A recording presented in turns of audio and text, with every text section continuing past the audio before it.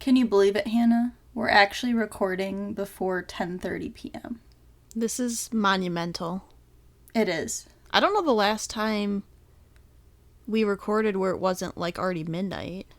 The James Bond was kind of early, and maybe that's why it was so slow and boring.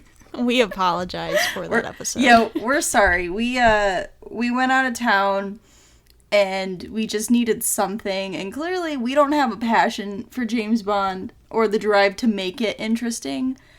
And we knew it was bad when we were recording it, but at that point it's like, we just gotta put something out. I mean, it was too late. By the time I listened to it to edit it, it was already, like, Tuesday. I fell asleep editing it on Tuesday night. So if anyone noticed that the episode went out like an hour later than it normally did, it's because I fell asleep and woke up at about 6 and was like, oh shit, I have to record. I have to finish this so I can post it because it's supposed to go up at 6. Whoopsie. I feel like, I don't know, at least for me, my energy's better, like, the later at night it gets. I agree. You know, I'm more of a night person, so when it hits, like, 9 or 10 p.m., that's when I start to get energy. Yes. And I'm like, I'm in. Right. So I feel like the later ones work out better, especially when we're interested in what we're talking about, because I just have more energy in general. So that's the first episode where, like, recording, I was like, I just, like, wasn't feeling it, you know? Yeah, I knew as we were talking that it was not going to be that compelling. Yeah. Because I wasn't even interested in what I was talking about. So that's how I knew. Yeah. That's gonna happen. When we live and we learn. You live and let die. Let's pretend that didn't happen. So I don't remember where this intro started, but... Oh yeah, and we're gonna be taking a break next week. Oh, yes. That's what I wanted to get to. Even though this is the intro, we normally don't talk about the podcast in our intros. We have learned from our mistakes. We're going to be out of town again next weekend, and so we will be taking a break week. We will not be posting an episode.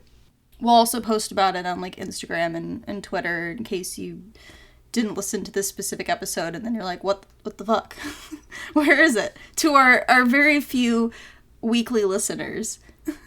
To the ones who rely on it to get them through their day, we apologize. But we will come back the next week stronger than ever. Exactly. Feeling refreshed and good. Feeling absolutely refreshed. Because we haven't taken a break since we started since we started the podcast. It's a lot more time consuming and effort than I think both of us thought it would be. Right. Because I think when when you listen to them, you're like, oh, how hard can it be? Just hit record and, go with it. And then we recorded our first batch of Pixar and we talked for, 4 hours? What do we do? Yeah. What do we do with this? We've definitely learned about the rambling. I mean, we have at some point we might release an unfinished episodes. Yes. Because we just can't quite figure out what to do with them because there's a lot of stuff. Well, sure, let's talk about it. So, Hannah and I, last summer, went through and watched Avatar: The Last Airbender. I had seen the show many times, as it is a wonderful show. Would highly recommend if you've never seen it. Hannah was seeing it for the first time all the way through, because she had seen episodes and seen things, but she didn't remember. Sorry for that brief intermission. I got... Mishmish was upset because I wasn't paying attention to him. Right. The cat that I live with now. So what I was saying is, we went through and watched all of Avatar, and then Korra came out on Netflix, and this is around the time that we were starting to do our podcast, so we were like, hey, we should review Korra and just rank the seasons. So we have 4 hours of recorded content? Maybe more. Maybe 5. So initially that was going to come out right after Pixar, because we recorded that consecutively at the same time. Mm-hmm. But then when we were editing it, it just became... We just didn't know if people would want to hear that much, 5 weeks or 4 weeks of Korra. So we've just kind of put it aside for now. Yeah. if we wanted maybe where we have, if we want to take a little break, take a couple weeks off, maybe like Right. in the summer, fall, maybe just releasing them then as, bonus episodes or Right. just during a week. If anyone's interested, I mean, if you guys want to hear it, you can let us know. But yeah, All right. Well, That's that's some shop talk for you. Some background about what goes on and how we have been hiding episodes from you for months, almost a Months. year. yeah. All right, we should just end. All right, yes.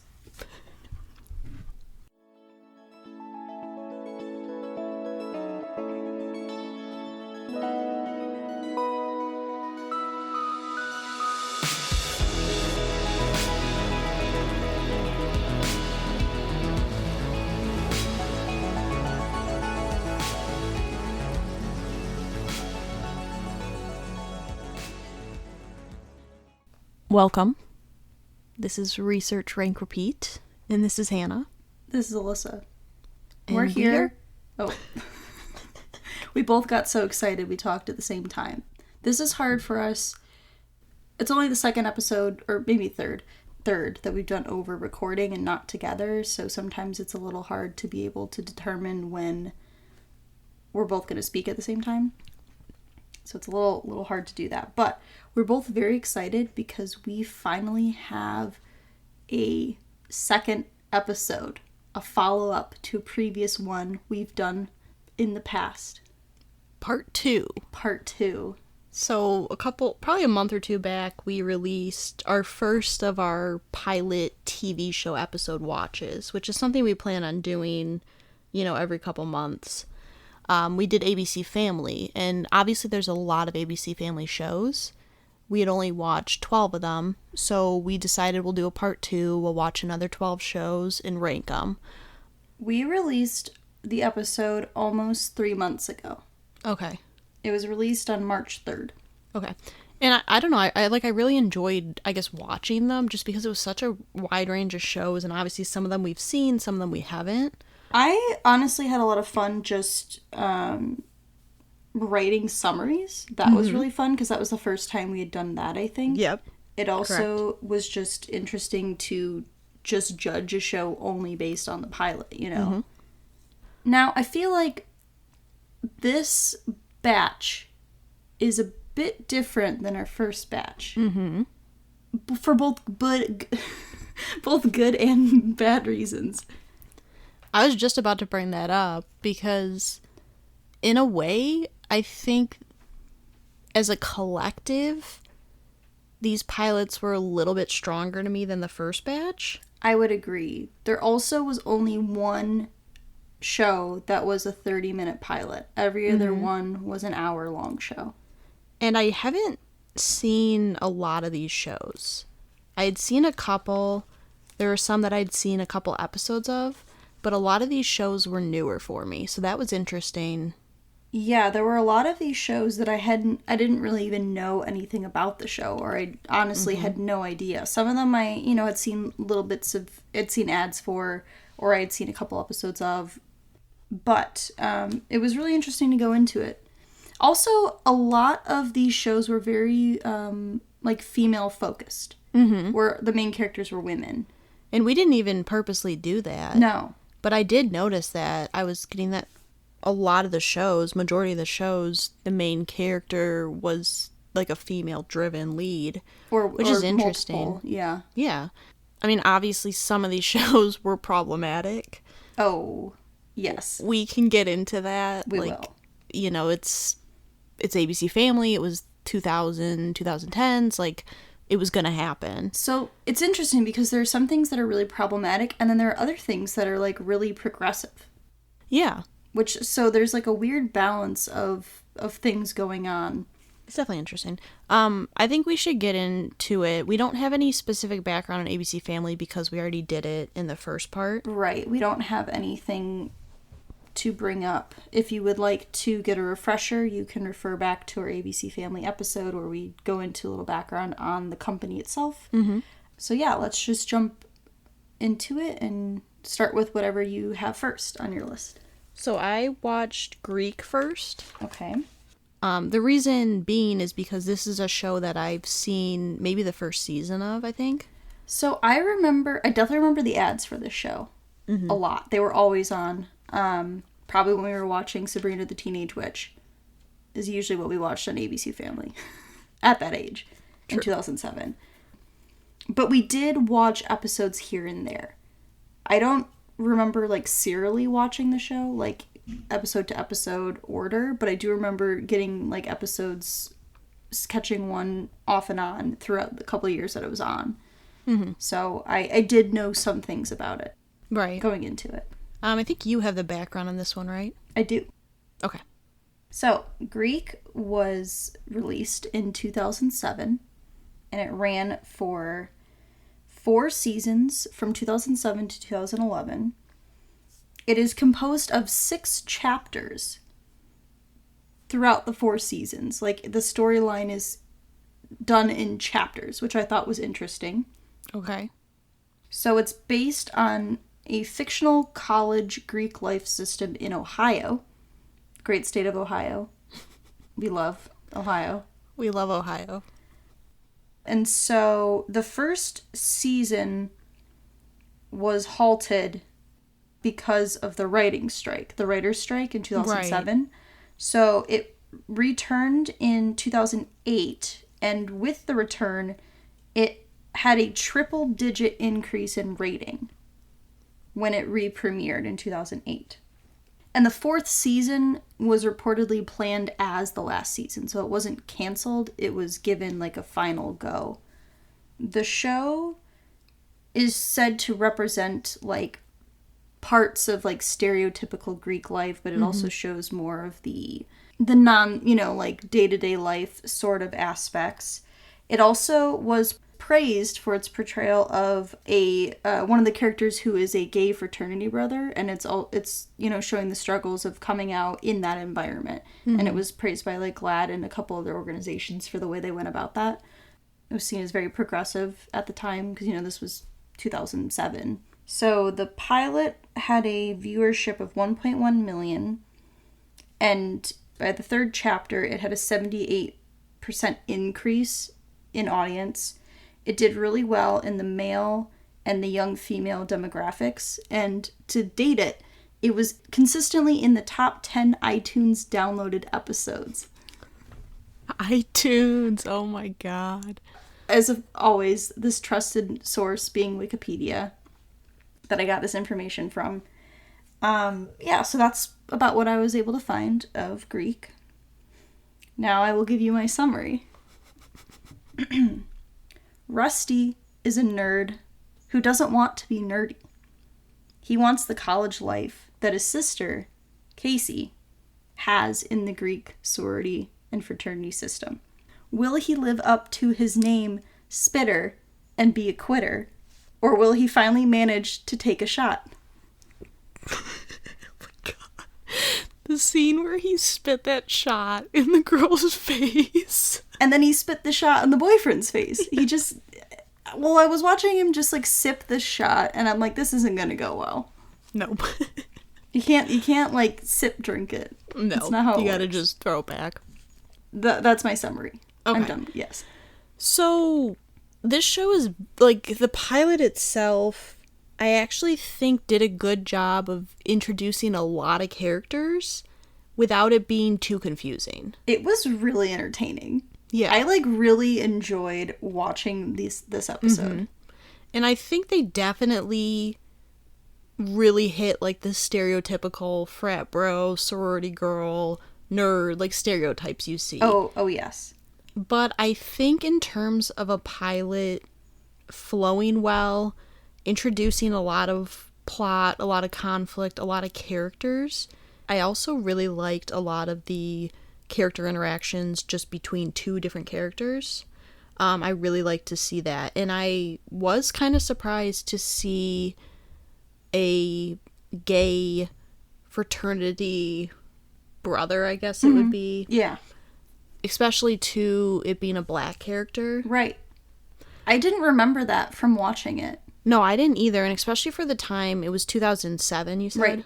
Yeah, so I was definitely surprised to see that. Again, I mean, it's not a main character, it's a side character. We've talked about before how a lot of times the main characters tend to be like the straight white Right. heterosexual, characters. So it's a side character, but I definitely was a little bit surprised and I guess glad to see that because you wouldn't normally see that in the 2000s. Right. Yeah. When I was doing the background, I saw that it had gotten a bunch of accolades and praise, and I was like, oh, I'm glad, that's good to see that and like Yeah. be able to have like representation like that, especially in like the Greek system, which has a very like, it was nice to see some different things going on there. I mean, there was obviously problematic stuff, but when I think about it, college, there's a lot of problematic things in college as well. Yeah. So if we're talking about it being realistic to what you actually experience, then yeah, it probably is. Mm-hmm. I mean, you get the roommate who's like a racist, like Confederate flag, like I loved when he's like, I'll be praying for you. yeah. It was what's his name from The Office? I was trying to remember his name and I couldn't remember. I just said the guy from The Office. Yeah, our intern from The Office. And there was just all the zooms on his like the Bible and like the Jesus zooms. Yeah. I loved it. And there was like a couple of gay jokes and a girl throwing up in the bathroom, Yeah. like after eating.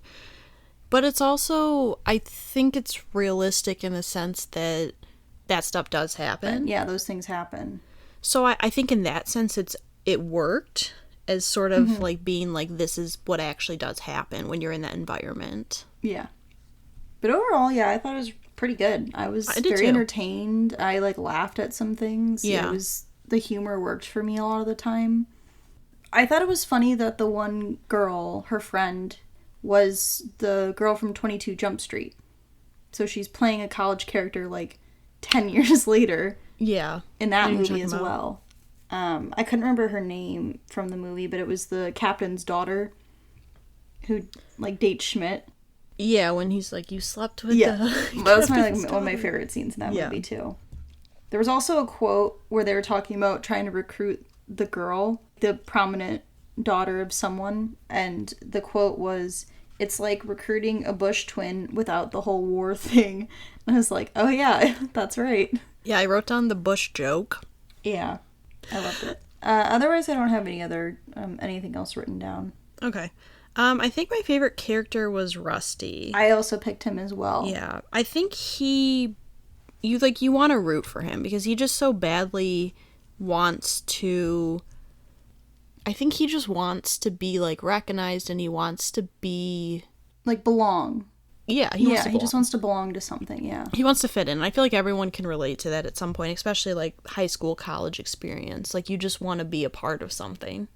Right, and I liked that he's portrayed as like being awkward, but not that awkward. When he's in like the engineering hall and it's like there's a party, but it's, not like what he wants. Because he's like, I want this like college experience. But yeah, I really liked him. I thought he was a really compelling character. Yeah. And I liked him and Casey's relationship. Like, when she goes and picks him up from the jail after he punches, like, the boyfriend in the face or whatever. Yeah, that scene was good. I really like that scene. It's interesting to see that sibling dynamic. In terms of, like, watching the show, I think I would. I think so, too. I mean, I've obviously I think I watched like all the first season. I don't really remember a lot about it, but I think it's interesting enough to make me at least want to watch a couple more episodes. Right. I said as well, because we used to watch it occasionally, that I think I would watch it now. Did you do favorite scene or like a moment as well? My favorite scene was the one outside of the jail. Okay. The one I did was I really liked the part during the rush where they like go to the house and they're like, all right, get out. Like, do you know about us? Get out. And then they just like had a party in the back. And I just like really liked that whole scene. I thought it was fun. No, I agree. All right. Anything else? Nope, that's it. Okay. So the next one I did was Shadowhunters, which is my show. Yes. Okay, so Shadowhunters came out in 2016. It's based off a book series called The Mortal Instruments. And the show ran till 2019, so it was 3 seasons, 55 episodes, and it was canceled they actually ordered 2 additional episodes to allow them to, like, wrap up their storyline. Ooh, okay. Which is good. I think that was a lot of the fan. I remember when it got canceled, because I had friends in college who watched it. There was, like, a huge fan thing where they, like, wanted another season, and I think they ended up settling on giving them a couple more episodes. Gotcha. So when this pilot aired, it was the largest audience Freeform had had for a pilot in more than 2 years. Okay. So it was 1.82 million viewers. It had a Metacritic of 45 out of 100 and a Rotten Tomatoes of 44%. Summary. Clary's life is turned upside down on her 18th birthday as she discovers she is not who she thought she was. It's just your classic coming-of-age demon hunting show. Of course. Good stuff. What did you think about this? So, this really felt like a teenage drama, like sci-fi. Every dystopian teenage book series has, like, the similar tropes. Parts of it I liked, but a lot of it was really campy. It was just, I got confused. It was really jumpy, I felt like the plot was. I feel like the writing was a bit CW-ish. Yeah, and a bit. It did remind me of, like, CW, like the Arrow, Flash, like those kind of shows. Yeah, I actually thought that the fighting sequences were done pretty well. Yeah, I thought the choreography was done pretty well in the special effects. And I thought that this is potentially a show I could maybe like as, like, a guilty pleasure. To jump ahead, I will tell you, for my would I watch it, I said no because I'd get sucked in and hate it. So it's better that I don't, because that's the kind of show I could hate watch. Yeah, for sure. This is a show I could hate watch for sure. Which is why I say when it reminds me of, like, CW shows, like, the writing's not great, the acting's, subpar. Right. And you get some decent fight sequences, but you can definitely, like, binge watch it. It was just okay. Can we talk about how she turns 18, her mom's like, we have to talk about some serious things. And then she just gets into a cab right outside a club. Like, no big deal, just, like, gets right in a cab. I mean, you and me were like, excuse me? There has never in the history of the world just been a taxi perfectly waiting outside of a bar. But also, like, she just got right in it. She didn't even, like, look. It was like, how do you know that isn't someone else? Right, someone could have been waiting for that. I also liked her one friend, Maureen, was like, how do you not know anything about your family? And I'm like, yeah, how do you not know anything about your family or ever question that, She was actually my favorite character. So I actually picked her other friend, the guy. His name I can't remember, I just said her best friend. Okay. The quirky best friend, who Yes. is in the band Champagne Enema, which, what a name. Champagne Enema. What a name. Because at the very end, he's like, I'm sorry, do you have a meth problem we need to discuss? Like, he just, like, was very entertaining. I liked all the scenes with him. Yeah. I mean, like I said, I probably wouldn't watch it just because I know I would get sucked into it and hate myself. Right. Plus, the one male lead looked like a rip-off Chad Michael Murray. We talked about this extensively, about how if Chad Michael Murray was a teen actor in 2016, this is the haircut and the style he would have. Exactly. Did you have a favorite moment? I think... Oh, I thought there was a scene where So basically the premise is that she's turns 18 and she finds out that she has all, like, these, I don't know, like, powers? Yeah, like abilities. Abilities she didn't know she had. And there's this group called the Shadowhunters. They're basically protectors of the humans from the spirit demon world, I guess. Yeah. And so she's the only one who can see these Shadowhunters. And so there was a scene where she's, like, talking to the guy, and her friends are just watching her, like, it looks like she's just talking to no one. Right. I thought that was kind of funny. Yeah. But yeah, I mean, that was pretty much it. I didn't necessarily have, like, a huge favorite scene, I don't think. So, there's a scene where, like, so her mom has these abilities, but she's been in hiding for, 18 years or whatever. And there's a scene where this evil group, I don't remember their name, comes for her. And there's this woman, Dot, who, like, works for her in their, like, antique store. And there's a scene where she just gets launched out a window. And she's running around in heels. And I'm like, what are you doing? She gets, like, shoved out a window and, like, dies. and it was like brutal. And I'm like, she got wasted. And it was very entertaining, but I was like, okay, I guess this is how this is gonna go. I mean, if you're gonna be chased by someone, kick off your heels. Yeah, go barefoot. Like, risk the glass or whatever Yeah. you're gonna step on. It's just better for everyone that you're not wearing heels. Right. So yes, essentially, no. I wouldn't watch it to spare myself the hatred. Right, I agree. Okay, so next I did Baby Daddy. Okay. So this is also my background. Yes. So this show came out in 2012, and it's inspired by the 1987 film Three Men and a Baby. Of course. It ran for 6 seasons, a total of 100 episodes. It ended in 2017. When it premiered, it had 1.65 million viewers. It had a Rotten Tomatoes score of 36% and a Metacritic of 51 out of 100. So, summary.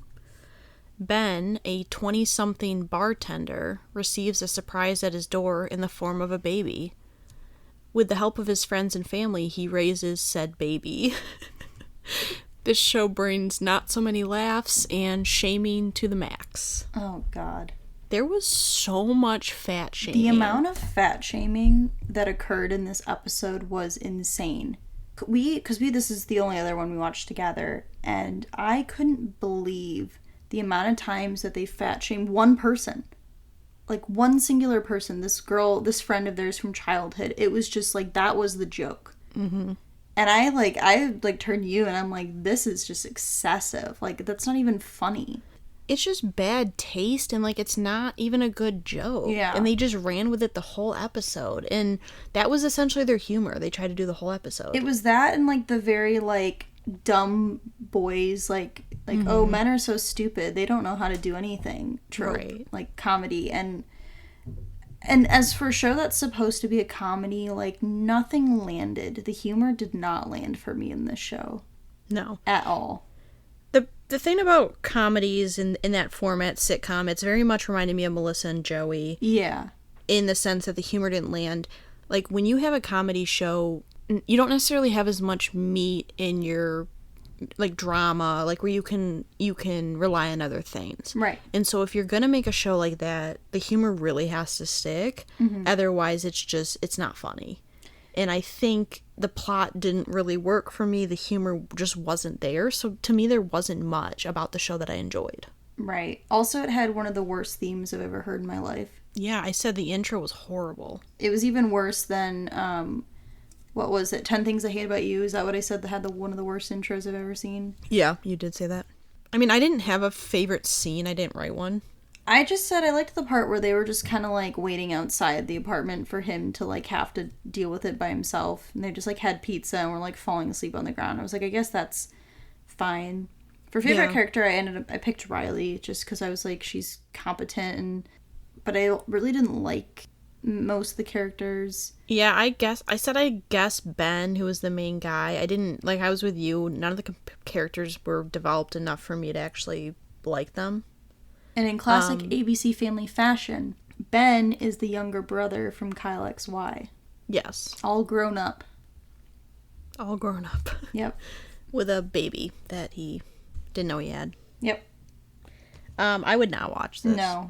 It's just not my style of humor, and it's hard. I guess it makes sense why it got 6 seasons, because it's just kind of like mindless comedy. And I mean, Melissa and Joey was the same. I think they had like 6 seasons, and I get it too. It's just, for me, that's not that kind of show I want to watch. Mm-hmm. Right.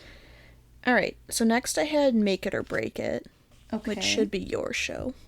Okay, so this is one of the other shows that Hannah and I both watched some of when it was airing. I think it came on after, like, Secret Life.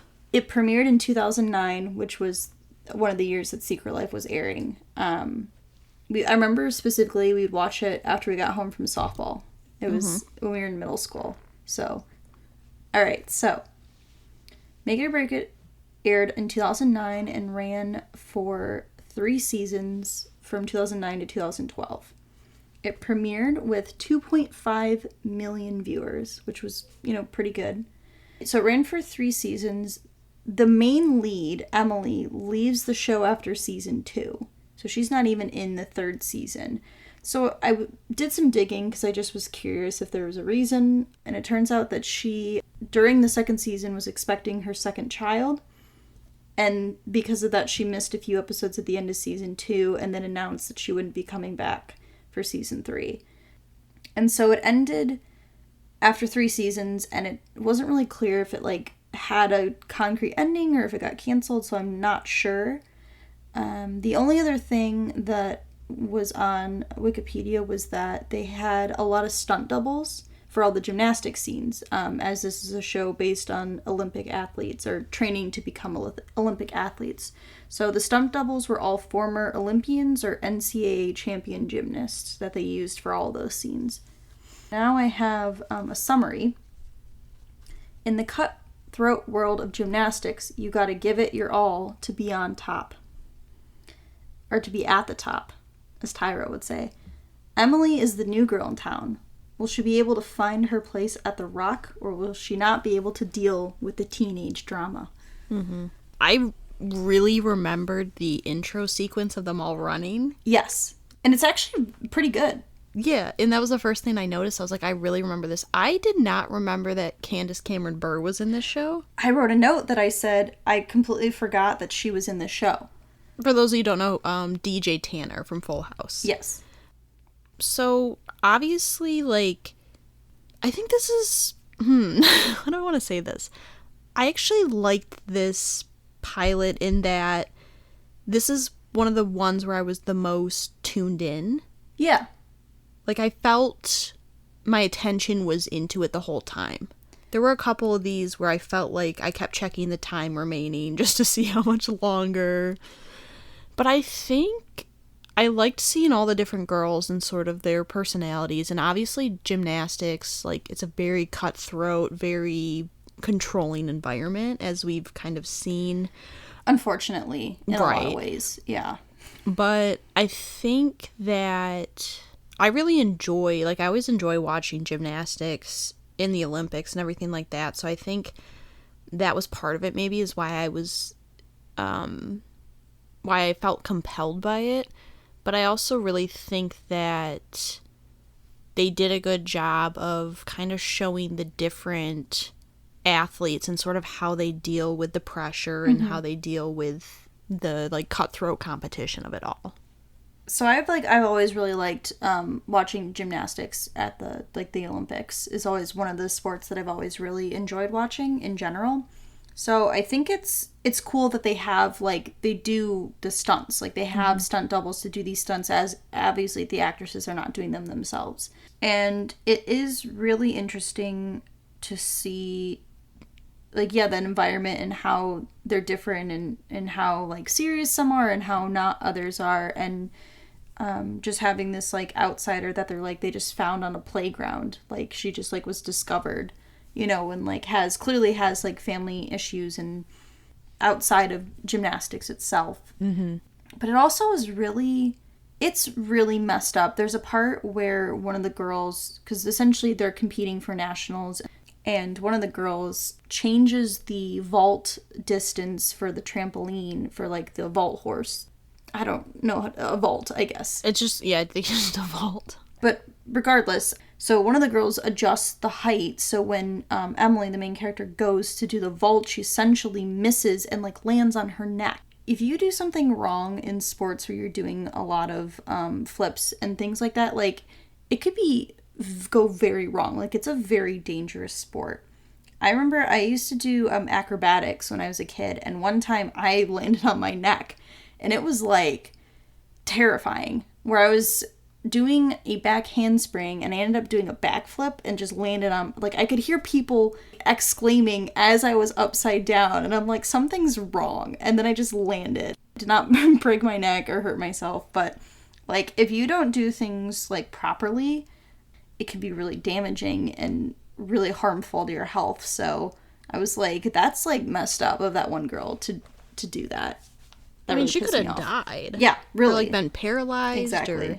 Yeah, that was definitely messed up. I mean, I don't know if you caught this. I'm pretty sure there was, like, a sexual joke where it was one of the moms. She said no one should be able to do what she can do on 4 inches of wood. I have that in quotes written down on there because I was like, excuse me? I was like, and like the dad's face he made after that, I was like, that was definitely, they slipped that in. Oh yeah, certainly they slipped that in. So I actually really liked Payson. Payson was my favorite character as well. Yeah. Because she clearly had like, was very serious, but she also had great sportsmanship. Like she was the one making sure that Emily like supporting her and being like, hey, like she's a competitor too. Like even though she's not one of us and hasn't been training with us, like she still deserves a chance. Mm-hmm. And I like that. I think in terms of favorite scene, there was a part where after Emily, like her vault goes wrong, her and her mom are in like the office waiting for a ambulance or whatever to go to the hospital. And the mom just says to her, she says, tell me what you need right now. And I kind of like that because it's like she was just checking in with her at that moment and just saying like, you know, what do you need at this moment? Right. You know, and I like that moment between them because obviously there's a bit of like a complex relationship there. Right. And, you know, her brother's, I don't know if I'm not really sure. They don't go into detail, but he's in a wheelchair. Yeah. So obviously there's a bit of like a complex family dynamic. They don't necessarily fit into this town. Right. But I liked seeing that moment between the two of them. Yeah. I really liked the montage of the competition stuff. Just I thought it was really well done, and the way they cut things and transitions between things I just thought was really well done. So I really liked that. Yeah. I said I would watch this. Yeah, I said I would too because we watched a lot of, I think, season 1. I don't know if we ever watched any more than season 1.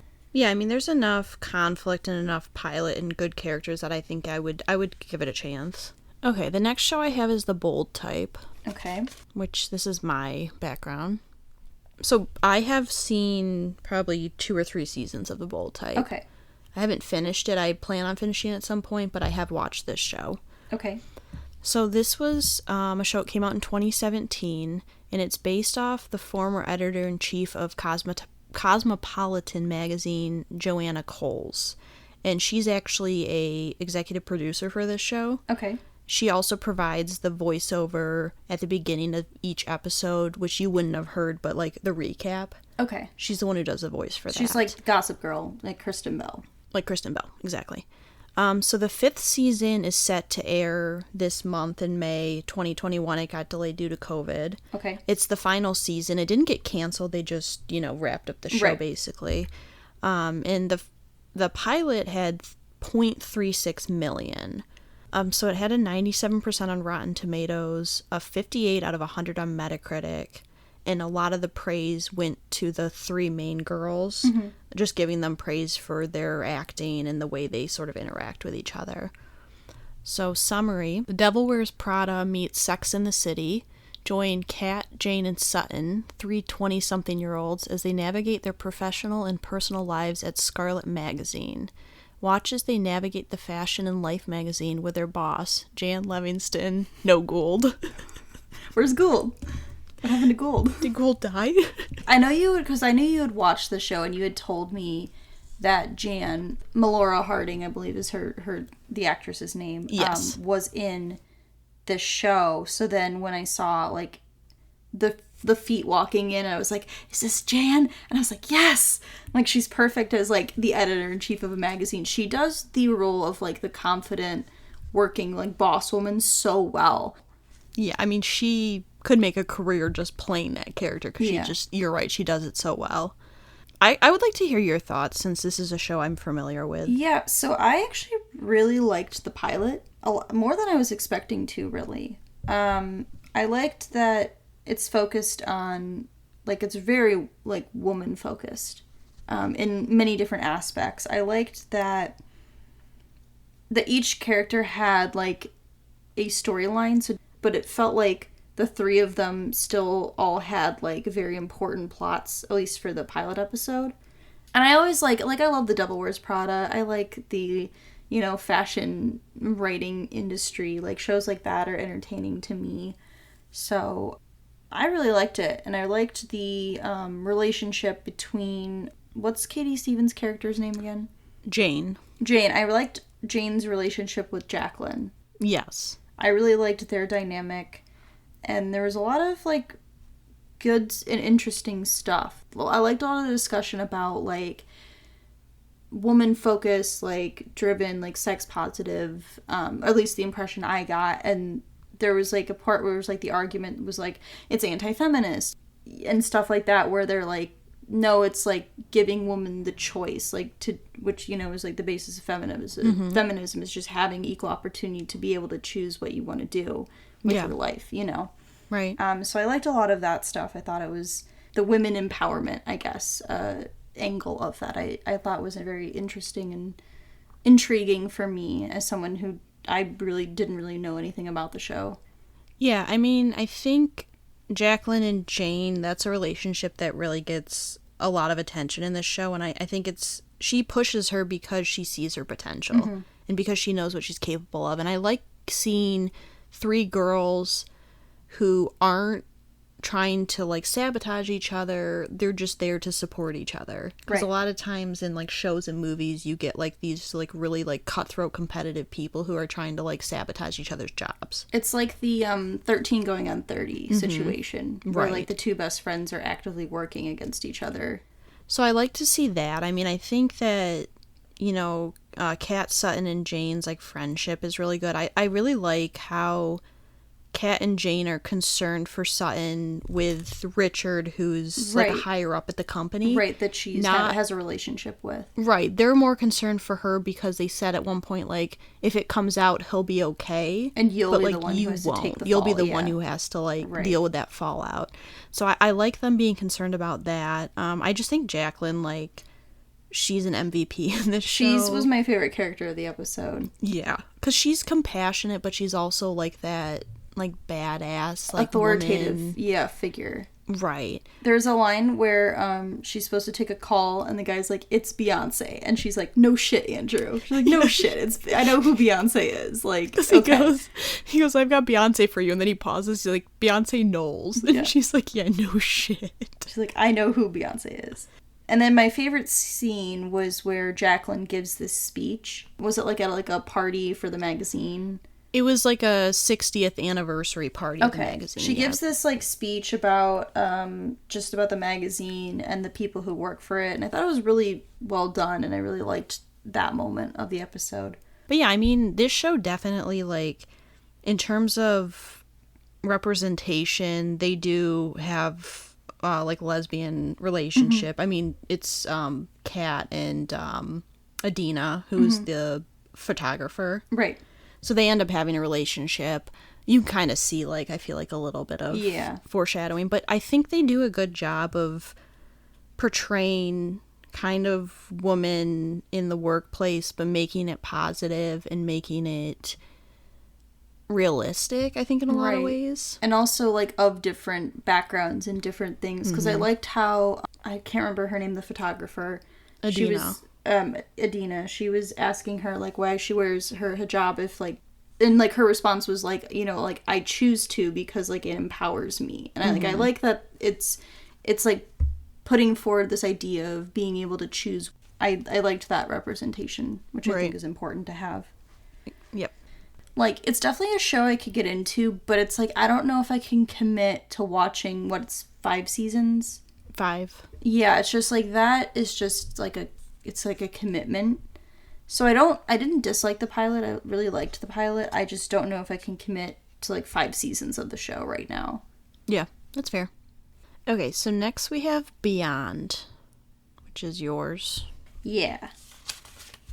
Okay, so Beyond aired in 2017, and it ran for 2 seasons before being canceled in 2018. So it ran for 20 episodes. Its first season was released digitally only. Its premiere had a view of 1 million, or most of the views at the beginning were around 1 million, and then hovered somewhere around 1 million-ish for a bit before averaging 0.3 million towards the end of the show. I mean, there really wasn't much information other than that. I really couldn't find anything else. Probably because it only aired online and only lasted 20 episodes. Right, I'm sure. That's fair. So, for my summary, in this Stranger Things teen drama, A young boy gets abducted in the woods and becomes comatose for 12 years. He awakens to a new life, where Wikipedia is a trusted source of information, and stranger things start happening as he learns he has supernatural abilities. Does he love Eggos as much as Eleven does? The beginning of the show is like, did this come out before Stranger Things? Did Stranger Things come out before? Because the feel was just like the exact same thing. You get a kid riding a bike in the woods, and then he disappears, and then it turns out he's in a coma. My first comment was, is this Stranger Things? Yeah. Because it very much did. And I mean, I didn't know anything about the show coming into it. I didn't either. The shows I didn't know anything about, I purposely didn't look up because I didn't want to know. So there's like a 12-year time jump. Right. So, because I didn't understand how old he was. He was 25 when he woke up from the coma. So he was 13. He was 13 when he went into it. Because he was like driving like a dirt bike motorcycle. They were like drinking beer and like... I guess it was like, what, the 80s or something? Yeah, that's true. That's fair. But... And I thought at first it was Jake from 2.5 Men. Because it kind of looked like him. A little bit, yeah. But I said, just like, imagine being 13 and then waking up and you're 25. Yeah, I was like, the amount of adjusting you'd have to do would be insane. I also said, personally, I think I'd rather be dead than be in a coma for 12 years, to be honest. I agree. I would probably would want to be taken off life support if that was the option, because the idea of just being, like, unconscious for that long just sounds horrible. Like, that's absolutely true. Horrible. So that was something I was thinking about, where I was like, I can't even imagine, especially, I mean, in this circumstance, he wakes up and he has no issues. Like, he's essentially perfectly fine, has no muscle atrophy, you know, no muscle degradation. I just said the completely wrong word there. So I was like, I don't know where this is going, because I'm like, there has to be some sort of, like, supernatural element to it. And then it's just like he starts making things happen. Causes electrical equipment to have issues. And then it just got weird. And I was like, I don't know what is happening. I had a really hard time following what was happening in the later half of the episode. I mean, it was like Stranger Things meets Kyle XY meets 13 going on 30. Yeah. That's the best way I could describe it. I mean, the weird thing about this was I was really intrigued. Yeah, same. Like, in terms of the group of pilots I watched, I actually think this was the one that did a better job of, like, keeping me captivated. Mm-hmm. And it did get really confusing. I mean, there was some, like, funny moments. Yeah. Like, there was a part where he was, like, at a store and he was trying to hit on the girl. Yes. And he told her that, like, the bra she was holding would look good on her. And then he said, it's a nice color, it looks like blood. It's like, that's how a 13-year-old would try and flirt with someone. I really enjoyed that aspect. I think my favorite character is Holden. I was going to pick Holden, but then I really liked his brother, Luke. I just really liked all their interactions together as adults, because, you know, he's trying to, like, mentor him as the younger brother, you know, so that's, like, I really liked that dynamic. I thought was fun. Like, he's trying to teach him how to drive and, like, how to hit him. He's like, yeah, go talk to her. Like, I also really liked a lot of the, like, almost, like, the action kind of scenes. Like, they did a lot of, like, slow-mo effects that I thought were pretty interesting.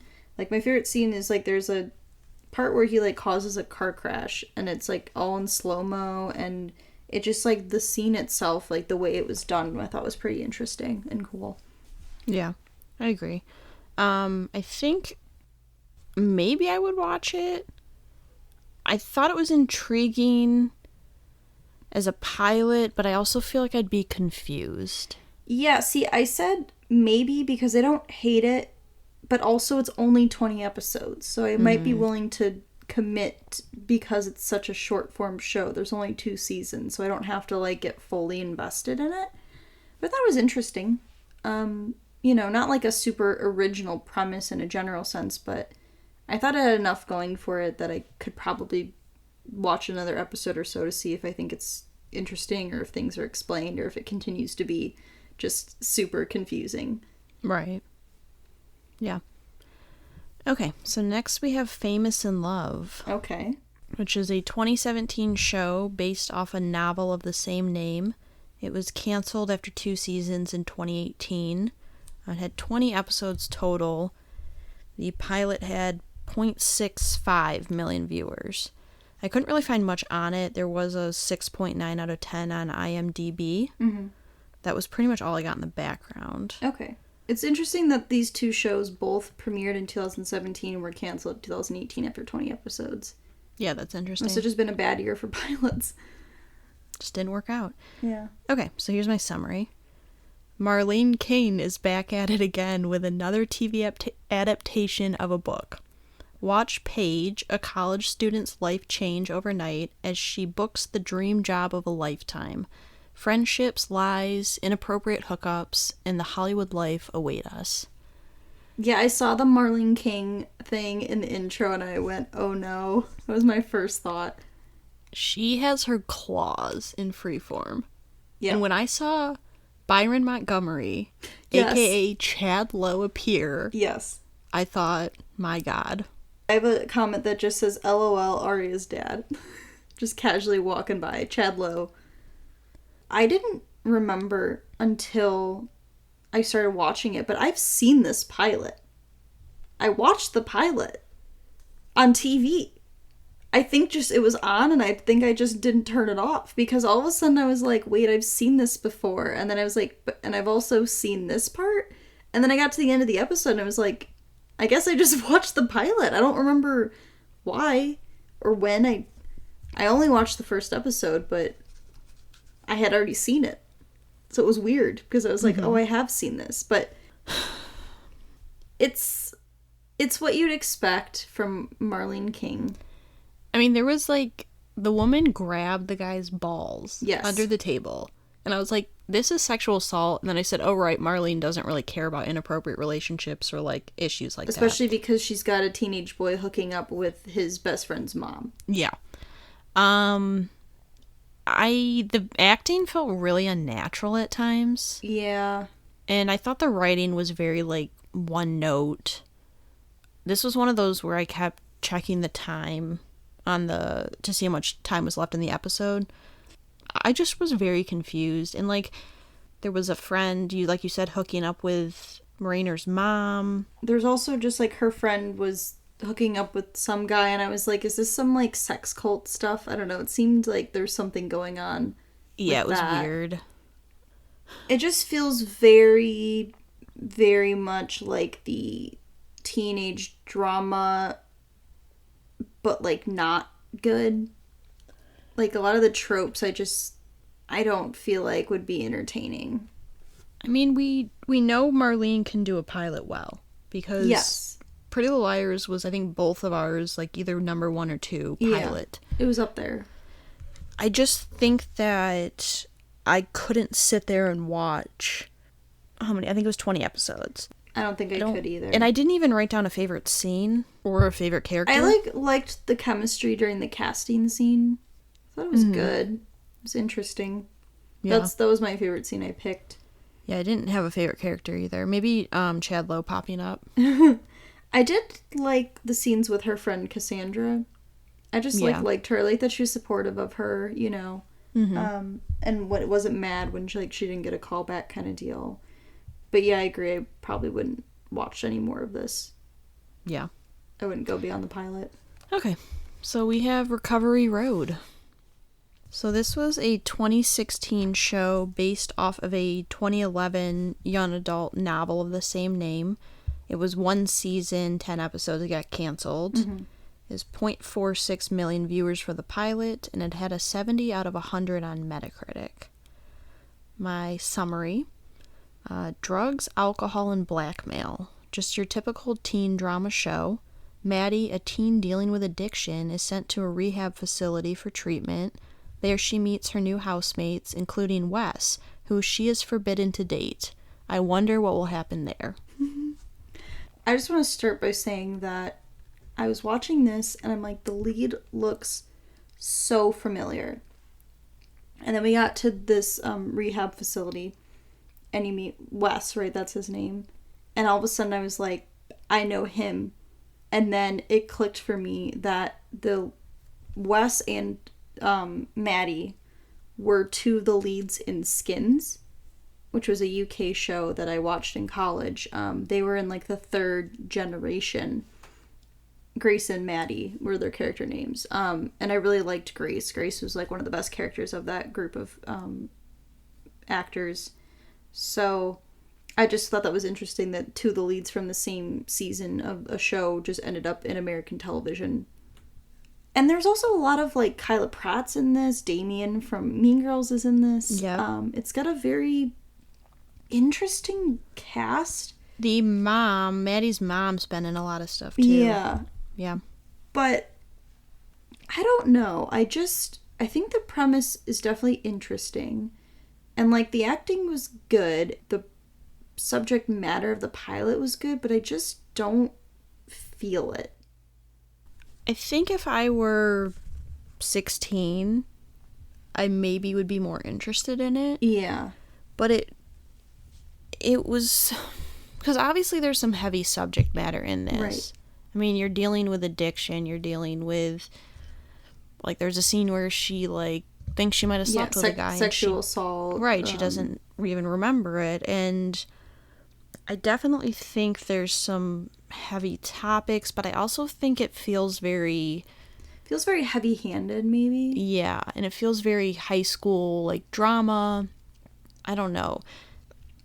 I guess there was just a lot of, like, things I was unsure of. Like, I just had questions about. Was that guy, her boyfriend, was he the same guy from Famous in Love? The best friend who's sleeping with the mom? I was like, he looks very familiar. He might have been. Okay. Because she didn't, as far as I understood, he didn't know that she was in rehab, right? I don't think she told anybody. I mean, that's fair. Yeah. You probably wouldn't. And also, the counselor kind of looked a little like Ezra, I thought, from Pretty Little Liars. I was like, oh no. But British Ezra. And I was like, that's not good. I feel like I related to Maddie, like, when it's my worst nightmare, like, pulling into a driveway and there's being a group of people cheering for you. And, like, her being uncomfortable with hugging. I was like, I relate. I was like, is it right to send a teenager to a facility with a bunch of adults? Yeah. I guess they talked about that a little bit, though. They said they would send her somewhere else, and then she wanted to stay there. It kind of reminded me a little bit of the Fosters. Yeah, some of the elements were similar. But I think the Fosters did a better job of, like, making it a show that people who aren't teenagers would enjoy. Yeah, sorry, I'm gonna adjust my ass. It hurts so bad. No, it's fine. I've been slowly sliding down the wall. Because at least with the Fosters, they're able to deal with a lot of heavy subject matter, but also I feel like maybe the characters and the dynamics were more compelling within the family unit as opposed to this, house and the cast of characters within it. I didn't hate it, but I just personally don't feel like... I mean, I guess I can understand why it was canceled. Yeah, I didn't... Do you think the mom and the counselor were, like, a thing? I was unclear. The school counselor? It kind of seemed... Yeah. They had a relationship.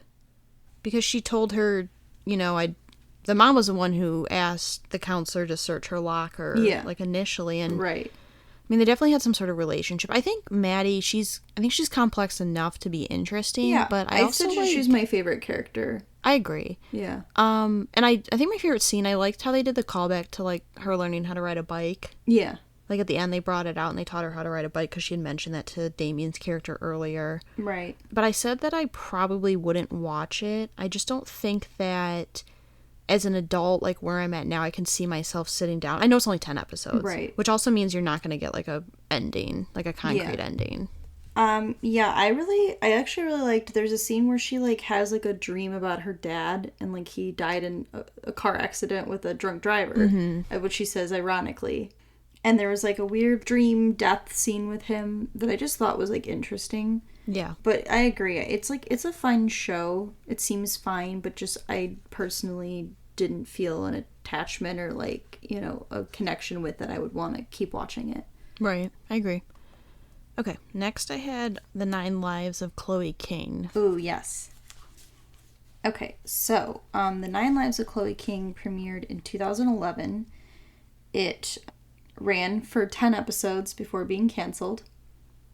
So it is based on a book series of the same name that consists of 3 books. And the premise of it is essentially that she is a descendant of Bastet, which is a Egyptian goddess of protection and cats. Hence the 9 lives bit. She's like Catwoman, but like a teenager. So it got mostly positive reviews. The premiere had 2 million viewers, and it had dropped in half by the time of the finale. So there was a television movie script about the show that was released in 2012, but it was never like made into a movie. They just like released the script for this movie, and that is the background that I was able to find. Clearly it was another show that only lasted for 10 episodes before being canceled. So there's a lot going on with this. Did you have a summary? What? Summary? Oh, sorry, my summary. You're right. My summary, though, Chloe is a cat girl. She's going through changes on her 16th birthday. Claws, reflexes, 9 lives, and a kiss of death. What will happen in the next episode? Just like... This was the most chaotic, like, bizarre pilot I have watched. I mean, she kissed a guy outside of a bar and he died. Why is that a thing that's a part of this? Like, if you kiss someone, they die? So you just like, can't ever kiss anyone? Like, that's the interpretation I got? She got thrown from a tower and died. She got yeeted off of a tower. She got yeeted. And the CGI was terrible. She was being chased by, like, A at the beginning with the black hoodie. Yeah. And I said, was this a girl from Scream Queens? Yes, it is the girl from Scream Queens. Scream Queens, the main character. We both butchered that. We did. It's a hard title to say. They really didn't think that through. And I said, who is this mom? And she's Donna from The Office. Oh. Michael, like, hooks up with that lady. Yeah. Can we talk about the fact, so they go to, like, a club. If I saw a 16-year-old at a club, like, or a bar, I would know. You can tell someone who's that young. Also, her friends left her. Yes. With a stranger at a club. As a 16-year-old, yeah, I know. I mean, they're not smart, they're teenagers. This show made me hate teenagers. There's too much teenage drama. They did actually look like teenagers. They did, I'll give them credit for that. Can we talk about the gross scene where a homeless man tries to assault her, and then she slashes him in the face with her cat claws, which I was like, they really like to do that in ABC Family, because there was, like, the siren thing where she kills that guy who tries to, like, have her give him, like, a hand job in his car. Yeah. Same thing. Just beating up old men. And also, like, the jock dude who ends up being one of the cat people. Yeah, the CGI basketball scene where she throws a basketball into the garbage can. Yeah, but he also, like, I was saddled up right next to her and, like, grabbed her. And I was like, keep your hands off. Yeah, so there was a lot of, like, weird stuff. The scene where she did parkour. She did a lot of parkour. I hate everything about this. She was turning into a cat, or she just has cat tendencies? She just has, like, cat characteristics. She's got the reflexes, she's got claws, she's got the 9 lives bit. And then she was adopted and smuggled out of Ukraine, apparently? I don't... There was so much going on, I, like, couldn't follow it. I guess Chloe was my favorite character, and the basketball shot into the garbage can was my favorite scene because of how absolutely ridiculous it was. I liked Paul, who was her friend. Uh-huh. I liked him, he seemed too. like a good guy. My favorite scene is her friend saying, you can't go in there alone, but I don't want to go in there with you. God. It's like, yeah, that's fair. To answer, no, I would not watch this show. No, I said 2 teen drama for me, can't watch. Yeah, it's too much. Okay. Stitchers. Okay, so this show aired in 2015. It was canceled after 3 seasons in 2017. It had 31 episodes, a Rotten Tomato score of 25%, Metacritic of 48 out of 100, and 1.28 million viewers in the premiere. My summary: if you thought Freaky Friday was weird, just wait. Kirsten, our main character, gets recruited by a secret government agency to be stitched into the minds of recently deceased people to solve crimes. This this is like such a good idea. But such a terrible pilot. What? I did not like it. I didn't like it. I was so bored. I love this. Like, I mean, good. I'm glad that you like it. I thought it was one of the best pilots out of the group. I don't know. I feel like I didn't like the main character. I think that set me off immediately. I loved Mindy from Drake and Josh. Mindy from Drake and Josh. Her friend Maggie, or maybe her not friend, her roommate. I really liked her character. I was really entertained with all the scenes she was in. I don't know, maybe because I've watched so many procedural, like, crime shows. I understand the idea, but it's gonna be one of those shows where it's like the crime of the week deal, where maybe it would be better if I watched more than just the pilot, but I don't know, I just couldn't get into it. And maybe it's just I fatigued myself too much because I watched too many episodes in the same day, so maybe that's part of it. So I agree with you that I think if I watched this show, it would get repetitive because it very much feels like CSI Miami, NCIS, where you're getting a different case each week. I think what I really liked, I actually loved the main character. Okay. I love this concept that she has this temporal dysplasia, so she has no time perception. So basically her adoptive / not adoptive father, because he never adopted her, I guess. Right. He dies, and she gets asked by a police detective why she didn't show any emotion. And she responds saying that because she has no concept of time, it was like he had been dead forever. Right. And I thought it was a really interesting way to write a character because she doesn't really have any emotion. Yeah. And maybe because I'm so emotionless, I relate to her. But I thought it was a really well done pilot. Like, I thought that it introduced the characters in a way that made you like them. I actually liked a lot of these main characters. And I think that it would get repetitive. But I think in terms of, like, seeing a show that is something different. Because it did a good job to me of being sort of a morbid show. Because essentially you're going into the mind of dead people to figure out what their last couple hours were like and what they kind of went through. But I thought they did a good job of adding humor into it and made it more lighthearted. I think maybe for me, so, like, I used to really like Bones back in, like, high school. I watched a lot of Bones. The main character is someone who's comes across as very emotionless and very, like, doesn't understand connection, like, human connections and relationships and things like that to some aspect. But I still found her very, like, endearing and a very entertaining character that I could, like, but, like, still comes across as, like, likable.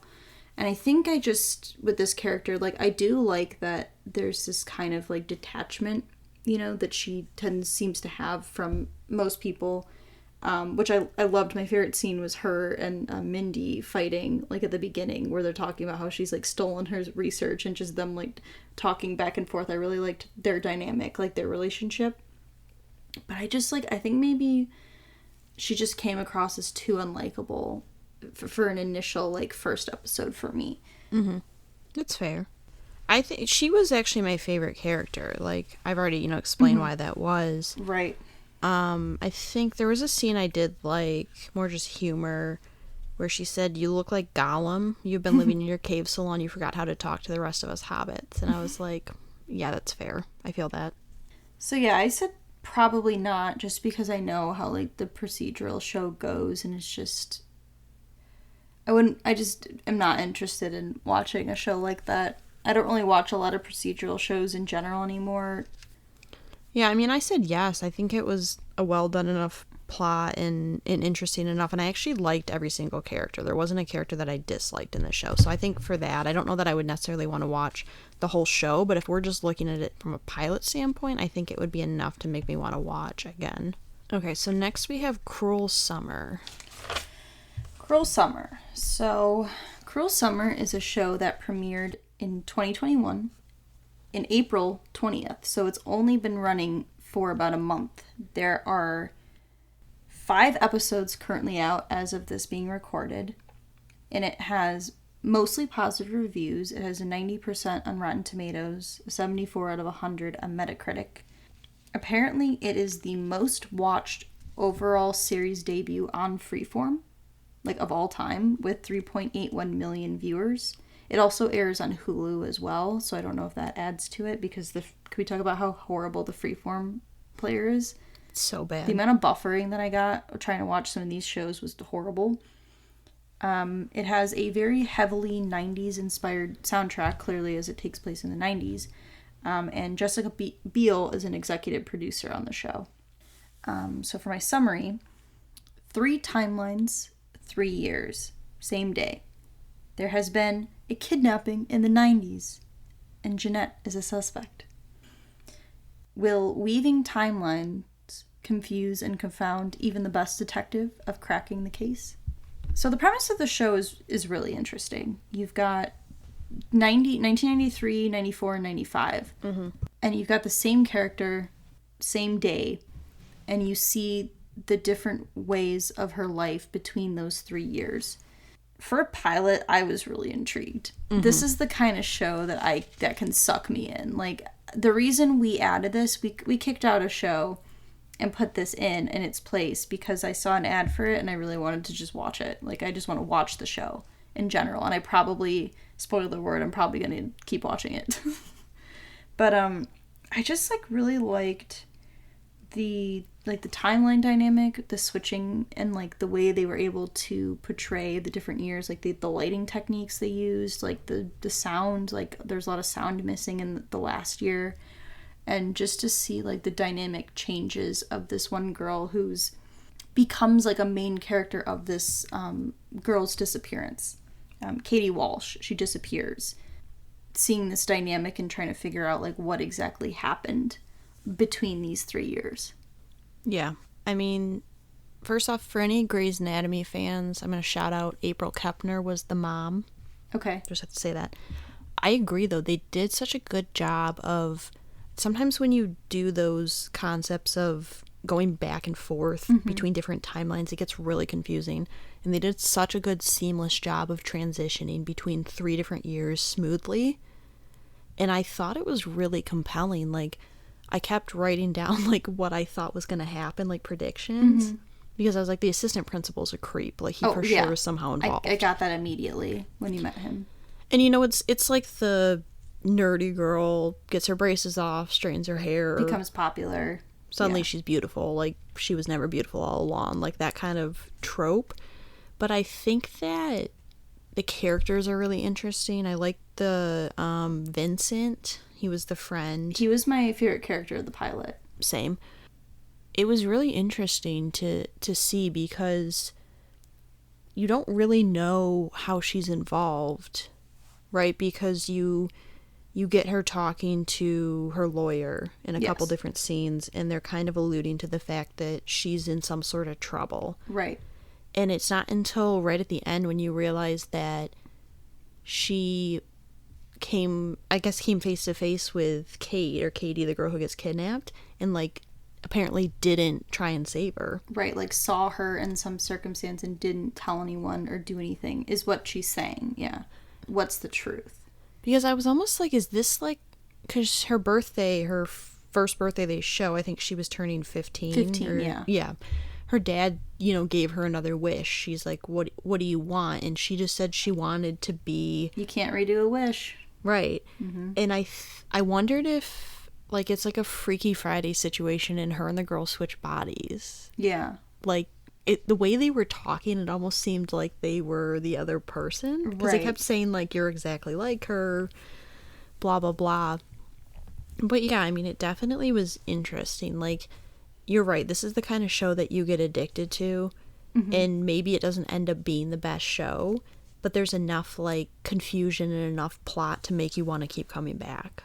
And, one of the questions I'm really intrigued on is, in the first year, when she turns 15, clearly there's a family, her mom and her dad and her mm-hmm. brother, and then by the time you get to the 3rd year, it's just her dad. Mm-hmm. Her mom and her brother are non-existent, so I'm just... Right. What happened? And her dad's, like, with someone else. Right, like he's seeing someone else. Yeah. That'd be interesting. It's definitely, like you said, I'll definitely probably keep watching this show. Yeah, I'm planning to continue it. Yeah. Vincent was my favorite. He was my favorite as well because throughout all of the 3 years, he's shown as being someone who's, like, on her side. Mm-hmm. Like, he calls her to be like, hey, this guy you used to date is hanging out outside your house. Like, The guy who, like, straight up punched you in the face. right, yes. I'm trying to think if I had a favorite scene. See, I didn't really have a favorite scene because I just, like, I think what I really liked is just the way it transitioned between these different years and, like, the cuts that they had between them. Yeah, I agree. It was good, though. Yeah, I liked it. I'm into it. And last but not least, we have Switched at Birth. Switched at Birth. All right, I'm gonna get into this one. I have so much to talk about. So, Switched at Birth is a show that I have seen multiple seasons of. It premiered in 2011 and ran for 5 seasons.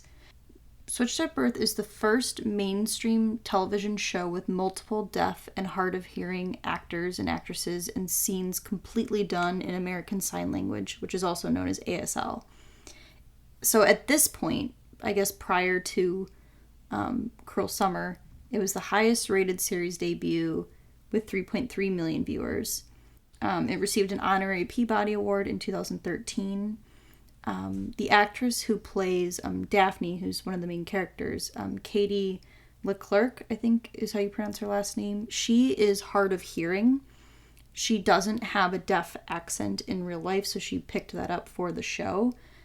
She learned ASL when she was a teenager and was diagnosed with Meniere's disease, which is essentially having issues with inner ear problems like difficulty hearing, dizziness. So she can still hear things, but she's hard of hearing and uses ASL because of that. So one of the actresses on the show, she wasn't in the pilot, but Marlee Matlin is a prominent deaf actress.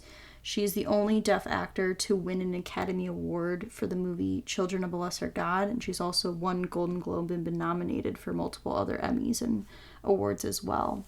They also had an ASL expert on set to make sure all of the prominent deaf actors and actresses were using similar dialects, because even though American Sign Language is in itself a language, there's many different accents, there's many different dialects within sign language.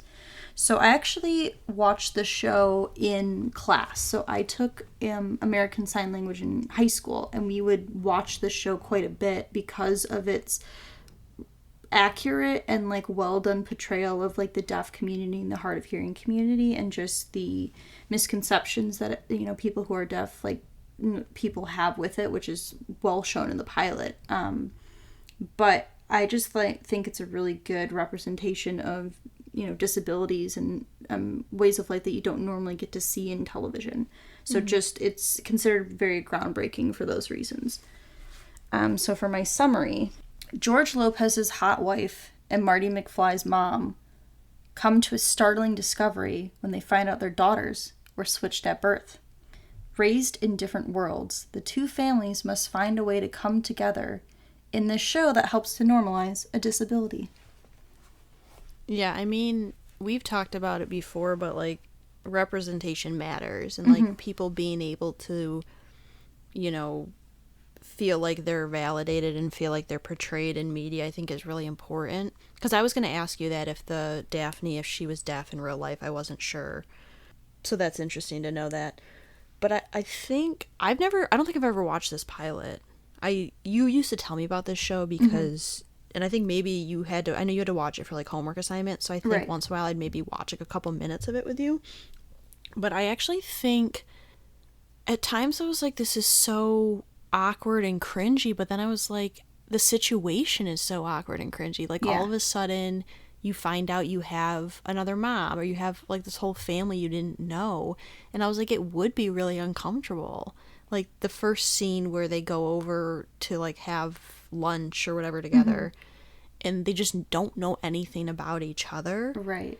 And it's just such an uncomfortable situation. But I actually like really enjoyed it. I think there was a lot of good moments. There was a lot of like these, I mean, I hated the dad. Yeah. Just because I felt like he was like I don't know that he felt this way, but because he had money and because they grew up sort of like wealthy and well off, that he felt like he needed Daphne to also be that way. Right. And so he tried to kind of go behind the mom's back and like make all these changes. And I understand where he was coming from as well, because he's trying to take care of her. I get that. Right. But I don't know, I really liked it. Like, there was this scene where, and I forget his name, it was Daphne's friend who rode the motorcycle. The actor's name is Sean. But anyways, Yeah. there was a scene, and Lucas Gabriel's like talking with Daphne and this friend, and he keeps looking at Daphne and like trying to have the conversation with her as opposed to the boy, the Sean, whatever his name was, because he's deaf, but he's nonverbal, so he doesn't speak. Yes. He can read lips and everything like that, read mouths. And I just thought that was really interesting because he kept talking to Daphne, and she's like, you can talk to him. Right. And then the friend kept being like, right. The friend kept being like, he's still doing it. And like, at the end, he says something about like, it's because of like morons like you and all this stuff. And she goes, oh, he really likes your shoes. Like, I don't know. Like, there was a lot that I enjoyed about it. Watching I called him Ryan from Lucas Gabriel's character from High School Musical, watching him play basketball, I couldn't stop thinking about get your head in the game. I kept thinking of I Don't Dance. But it was interesting too because you get I don't know what her name was in the show. It's George Lopez's wife, Daphne's mom. Yeah, I think she feels really threatened by this other family because they have like wealth and they have all this stuff that she didn't have. Right. And you can tell she's like scared for Daphne to get close to them because she doesn't want her to want to be with them more than she wants to be with her. Right, because it's revealed that she is deaf because she got meningitis when she was a baby. And at one point, like, Daphne's like biological parents are like, how did she get it? Like, basically blaming her for causing this, And I liked a lot of the representation of the deaf community and that a lot of misconceptions people have. Like, her mom tries to talk really loud to her, and George Lopez's wife is like, you saying anything any louder, she's still not going to hear it, And there's this one scene that was my favorite scene, is where Baze, the other lead's dad, comes to talk to George Lopez's wife and is like trying to be like, oh, there's this thing called cochlear implants where, you can hear again, and, basically like, oh, we'll pay for it, you should be able to hear. And her mom has to explain that it's like, this is not like normal hearing. It's basically rewiring your brain to like register electrical impulses like in a different way. And when I was in my class, like, there is a very strong sense of like pride within the deaf like community, and people like have a sense of pride being deaf, and there's a weird feelings towards cochlear implants. Like, some people are fine with it and other people seen it as offensive because you're essentially taking away from this community. Like, you're taking away this way of life by like choosing to become hearing, I guess. So I really liked how that scene was done. I also really liked the scene where it was entirely done in ASL. Like, it was her and her friend talking at school, and it was just, there was no back vocals. It was just complete silence other than like the noises being made by like them like talking and signing at each other. And so I really liked that as well. Yeah, I did too. And they continue to do that throughout the show. Okay. Yeah, I mean, I don't know, I had a hard time picking a favorite character because I actually really liked a lot of the characters. Yeah. I think I ended up going with Daphne. I went with Daphne as well. It's just interesting to see how she kind of views the whole situation, because she says at one point, like, I've been through a lot worse. So, like, to me, this isn't, like, a huge thing. I mean, obviously, the whole situation's, like, super hard. I mean, can you imagine leaving a hospital with their own child? And you don't find out for how old are they? Like, probably 16 years? Yeah, I think they're, like, 15, 16. I liked her. I think favorite scene is probably the one you said where they're just talking in sign language and it's just silence. I did like that. And I think I would watch it. I mean, I actually like kind of plan on watching more of it. Yeah, so I never finished the show.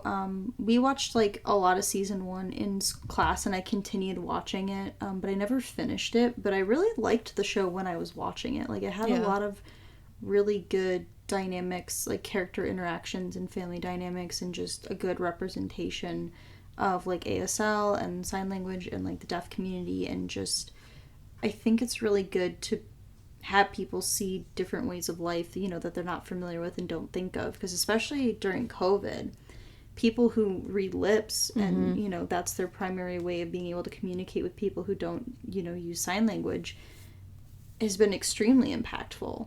Like, on people who are deaf, you know, not being able to see people's lips is, yeah, like, I can't even imagine how hard that must be. It's just, like, that's true. Things to consider that you wouldn't normally think about. Right, exactly. So yeah, I mean, I think it's interesting. I mean, you don't really get a lot of shows that have deaf characters. Right. Yeah. I can't really think of any off the top of my head, at least not main characters. So, Marlee Matlin, she plays her friend's mom, is essentially her character in the show. Her friend from school. Oh, okay, because we haven't seen her, right? Right, so she's not in the pilot, but she Okay. plays his mom. And so she's a prominent deaf actress, and she's been in things like The West Wing. She had, you know, has had guest spots in television shows and movies and things. But yeah, there isn't a lot of representation in shows. Yeah. Yeah.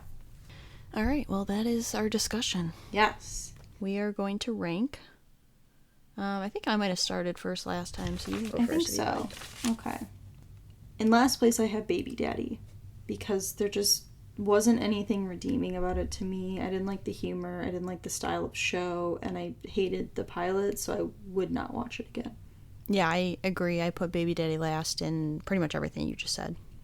So the next one I had The 9 Lives of Chloe King, just because it was so chaotic and all over the place, and just there was so much going on and just didn't work as a pilot.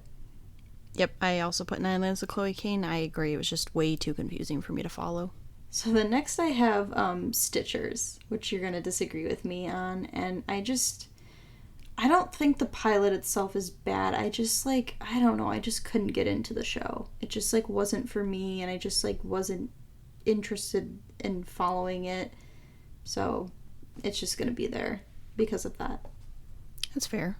I put Famous in Love.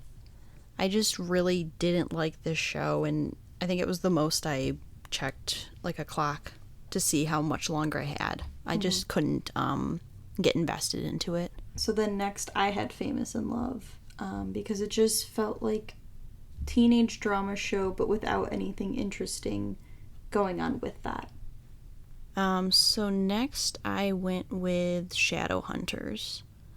I think it was a decently done show. It was very CW, and I just know where that's going to go. Yeah. And I know that I cannot put effort into that. So next I also have Shadowhunters for the same reasons. It's just, like I said, I could get sucked in, but it would be a hate watch. Like, the rating's already, like, stiff and awkward, and I know how it's gonna go, you know?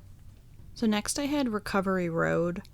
I think it was just a little bit too, like, teenage drama for me, and I do think they have some interesting concepts and compelling concepts, but I can't see myself sitting down and watching it. So I also had Recovery Road next as well.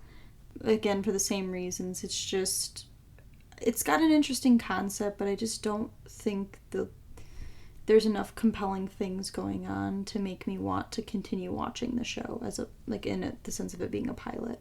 Mm-hmm. Next I had Beyond. I actually think it was pretty well done and definitely compelling, but I just fear with that one, there was so much that happened in the last, 10 minutes that just seemed really confusing that I think I would spend half that show just trying to figure out what was going on. I also have Beyond as my next show. It was, again, the same reasons. Like, there was a lot of things I actually really liked about it. I was really into it, but then, the end just kind of took a real turn and got very confusing, so I I feel like that was their way of trying to draw you in, but it just kind of didn't really work in that aspect for me. So next I had Make It or Break It. I actually really liked this pilot, and I think it was one of the ones I enjoyed more.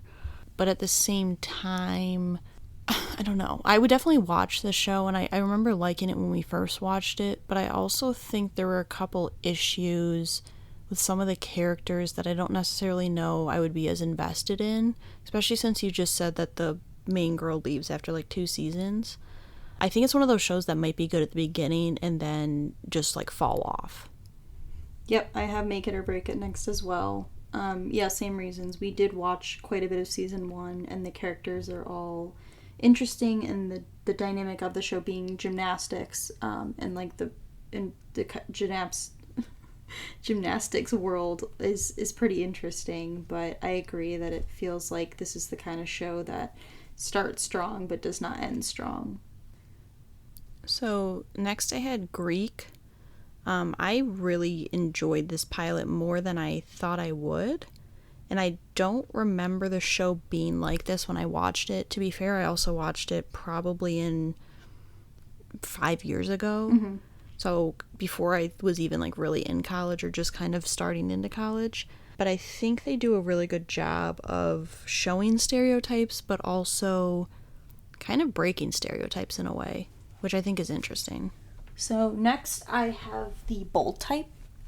And this is kind of the same thing where I wasn't expecting it to be as good as it is. I thought there was a lot of really good representation, especially for women as well, just different backgrounds and personalities and strengths and weaknesses in people.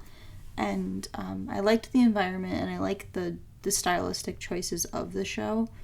And it could be something that I could see myself watching. It's just if I'm willing to commit to like all the seasons of the show. But I definitely think it was one of the more well done pilots. So number 4, I had Stitchers, which I know we were at quite a divide on that one.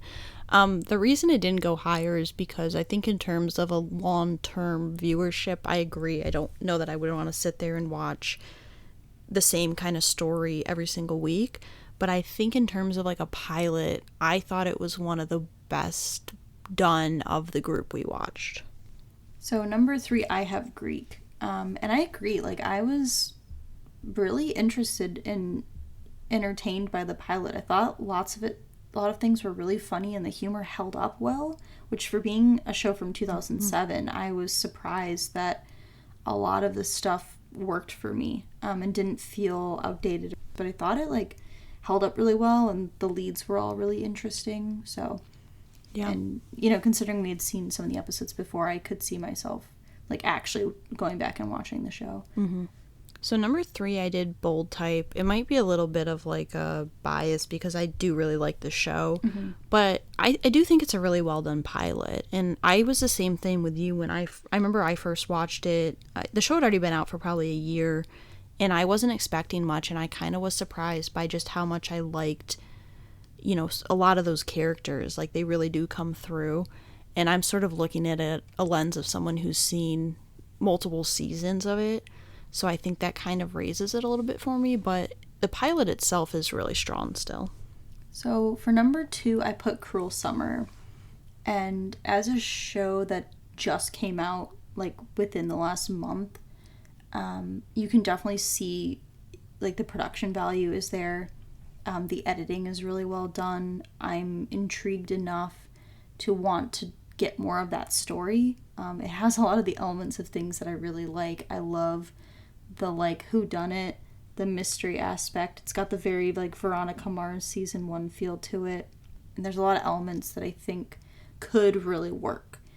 There are some things that prevent it from being what I consider to be the best pilot, but it's very well done. I really liked it. Yeah, so I actually will have the same top 2 then, okay, because I also put Cruel Summer second. I didn't really know what to expect. I had seen the commercials, obviously. That's part of the reason why we wanted to watch it.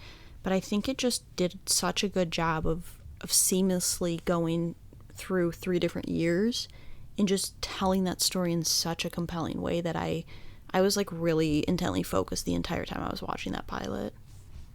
And then number 1, I have Switched at Birth, and part of it's probably bias, just because it's a show I've seen quite a bit of.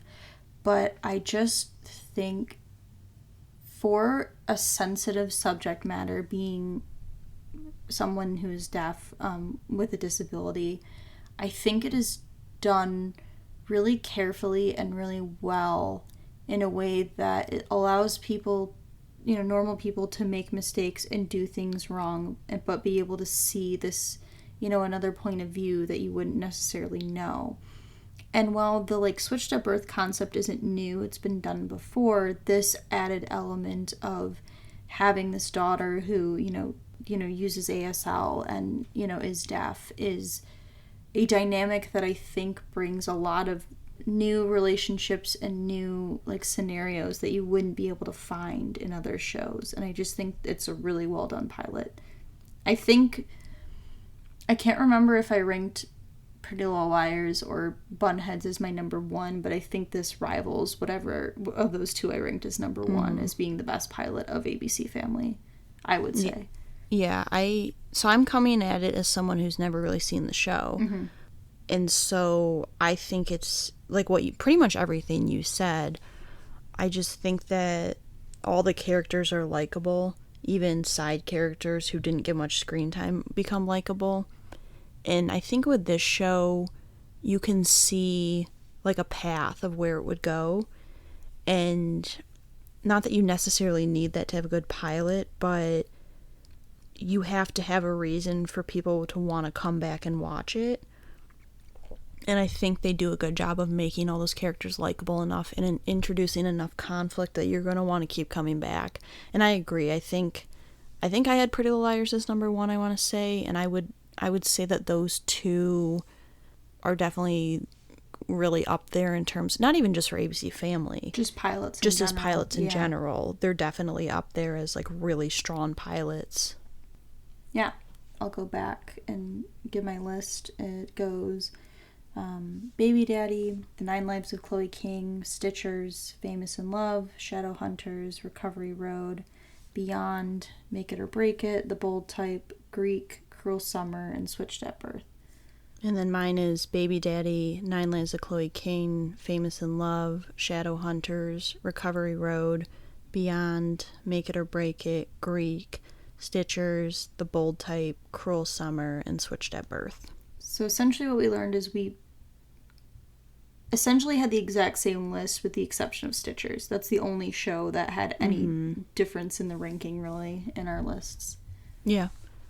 But I don't know, it's interesting. It was interesting to go back and watch a lot of these shows are from 2000s to, current, there is a 2021 show. Yeah. But it's interesting to kind of watch and see what shows still hold up, which ones are problematic, because there were definitely a lot of problematic shows. Right. But yeah, it's interesting. Yeah, for sure. I agree. But yeah, we definitely are gonna plan on doing more of these pilot episodes. We do have some ideas, but if anyone wants to give us suggestions of categories or even just shows that you would like to suggest. Right, of pilots you want us to watch. Yeah, we have our email and Twitter and Instagram you can reach us at. Let us know what your favorite Freeform show is, or ABC Family, because we refuse to call it Freeform. Yeah, Freeform is one of the stupidest names I've ever heard in my life. I think that's it, unless you have anything else. Yeah, just in case you didn't listen to our intro, we will be taking a week break next week. So there will not be an episode that comes out. We will be back in 2 weeks with our next episode. And yeah, we'll see you then. Bye. We would like to thank Joseph McDade for our intro music. He provides free music available for all kinds of creative use. The song that we used is called Sunrise Expedition, and you can find it and his other music on his website, josephmcdade.com. If you would like to reach us, you can email us at r3podcasts@gmail.com. That's R, the number 3, podcasts@gmail.com. Or you can find us on Instagram by searching Research Rank Repeat.